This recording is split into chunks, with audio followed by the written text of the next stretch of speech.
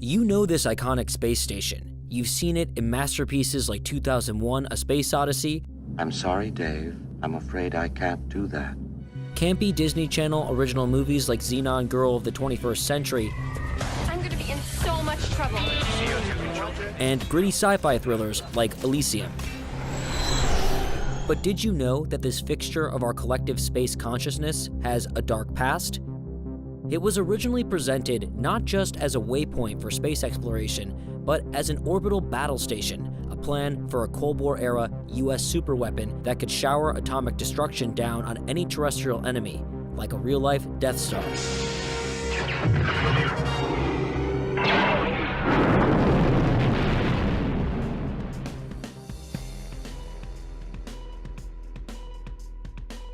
It all started in the early 1950s, just as the Cold War was gearing up. This was a tense time. The Soviets had just tested their first atomic bomb. The US had failed to gain the upper hand in the Korean War. 200,000 Red Chinese swarmed across the Yellow River. And paranoia that communists were infiltrating American society had taken root with the Red Scare. Communism will never gain a hold in America! Amidst anxiety that the US was losing ground, the popular Collier's magazine published a series on spaceflight, and it captured the American public's imagination. The series kicked off with whimsical depictions of a massive space station, showing men living and working on the final frontier. But it wasn't just fluff. Collier's had partnered with some of the best scientific minds in the US to create this series. And below the engaging illustrations, it had a serious tone. The series' opening text warned that the US must embark on building this station like a new Manhattan Project, aimed at securing for the West space superiority. If we don't, it reads, the Soviets will, and whoever fields this station first will control the Earth. The station was the brainchild of Wernher von Braun, a brilliant German rocket engineer who had come to work for the US after World War II. He explains the station on Walt Disney's anthology series, Disneyland, emphasizing its more family-friendly role as a jumping-off point for space exploration.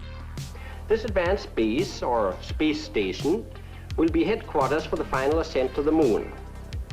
Our space satellite will have the shape of a wheel, measuring 200 feet across. The entire wheel will slowly rotate at 3 revolutions per minute. The resulting centrifugal force will produce an artificial gravity for the men in the rim. Von Braun pushed the idea as the next logical high ground. Go up into space, get out of reach of Soviet fighter planes and missiles, then, once you're up there, furnish your untouchable station with telescopes that can surveil every Soviet move and nukes that can retaliate against any Soviet attack. Military reconnaissance experts, aided by powerful optical and radar telescopes, will observe every point on the globe. Or better yet, maybe even let all your adversaries know that preemptive nuclear strikes are on the table, imposing an American-dominated peace, or as von Braun called it, a Pax Americana, upon the world. This sort of dual-track science, for daring exploration on the one hand and ruthless military dominance on the other, it turns out upon further digging into von Braun's past, is not so unfamiliar to him.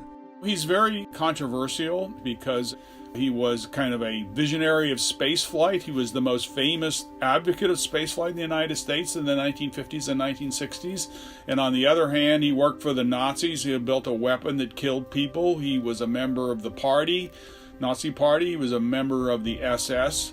Von Braun excelled at rocketry as a young engineer in Germany.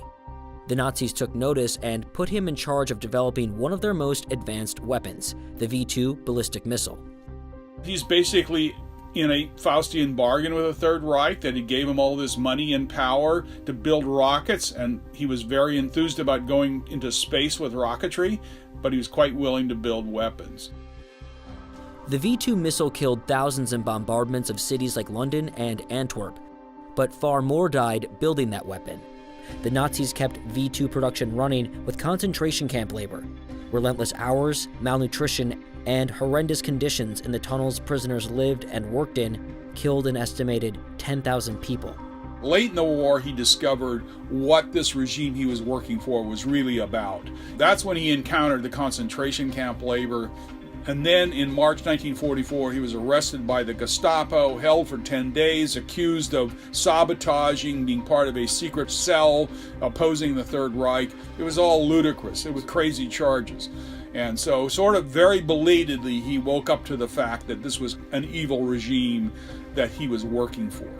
Still, the whole experience seemed to show von Braun how quickly resources can mobilize to build rockets when it becomes a military imperative. In the final days of the Third Reich, von Braun and scores of his scientists surrendered to the Allies. Hungry for his V-2 technology, the US government whisked von Braun and his team back to America as part of Operation Paperclip. The government also scrubbed the most shameful aspects of his past from public record, burying them deep in classified files. So back in 1952, von Braun was pushing both the military and scientific cases for his station. The Collier's articles really helped the idea gain traction. Von Braun started drawing larger and larger crowds to his lectures, so many people that thousands allegedly had to be turned away at one he gave in Maryland in 1952. He then presented his idea to a blue-ribbon Washington audience, and the president of the Temple University Research Institute soon attempted to back-channel the station idea to US President Harry Truman, who allegedly demonstrated interest. But the idea struggled to gain traction within the US government. The defense establishment never liked von Braun's idea that much. Remember, von Braun was advocating for a fully functioning space station with nukes, artificial gravity, and life support systems when nobody had even put a satellite into space. It seemed expensive and far-fetched to many, to say the least. The development of intercontinental ballistic missiles in the late 1950s also essentially rendered the military application of von Braun's station obsolete. Those missiles could be stored, serviced, and launched from a plethora of different places on Earth, so many that the Soviets could probably never knock them all out in a first strike. Von Braun's station, on the other hand, would orbit around the Earth carrying its nukes on a fixed, predictable track, making it an easy target. But more importantly, a major policy shift occurs when Truman leaves office and President Eisenhower takes the reins. Instead of sprinting for space dominance, President Eisenhower envisioned a future where the Soviets and the US would take space off the table as a domain to be fought over and conquered. Putting von Braun to work under this peaceful space paradigm also made him an American hero. He and his teams built the rockets that put the Mercury program's first Americans into space, and then the Apollo program's first men on the moon. It's one small step for man, one giant leap for mankind. This peaceful space paradigm had a profound impact on von Braun's station.